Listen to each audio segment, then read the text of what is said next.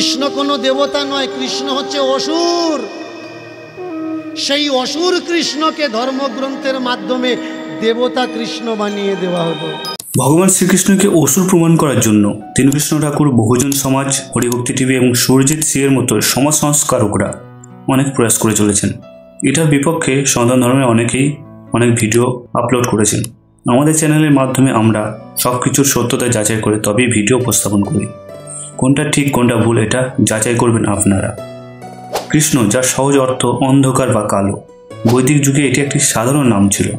আমরা এই কৃষ্ণ নাম দিয়ে কয়েকজন কৃষ্ণের কথা ভাবতে পারি। কৃষ্ণ দ্বৈপায়ন ব্যাসের নাম ছিল কৃষ্ণ। মহাভারতের রানী দ্রৌপদীর সুন্দর কালো ত্বকের প্রশংসা করে তার নামও রাখা হয়েছিল কৃষ্ণা।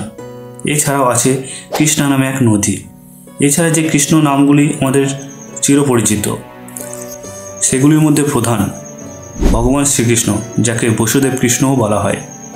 পৌণ্ড্রক কৃষ্ণ, যিনি পুণ্ড্র রাজ্যের রাজা ছিলেন এবং নিজেকে বসুদেব কৃষ্ণ দাবি করতেন।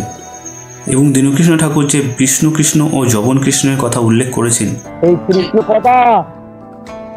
কথা তারক ব্রহ্ম নামে গিয়ে বলা হচ্ছে কৃষ্ণ চারটা কৃষ্ণ। এই চারটা কৃষ্ণ কে কে?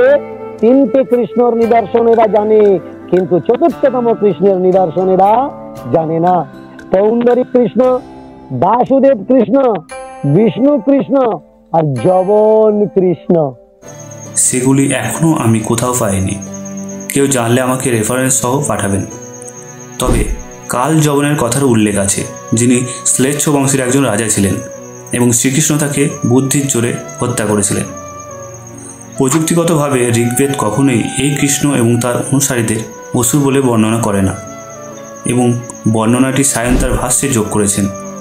বিকৃত একটি দুটি শ্লোক ছাড়া শ্রীকৃষ্ণ ভগবান রূপেই বর্ণিত, এবং শ্রীকৃষ্ণ যে ভগবান তার প্রমাণ আমরা বিভিন্ন গ্রন্থে ও পুরাণে পেয়ে থাকি।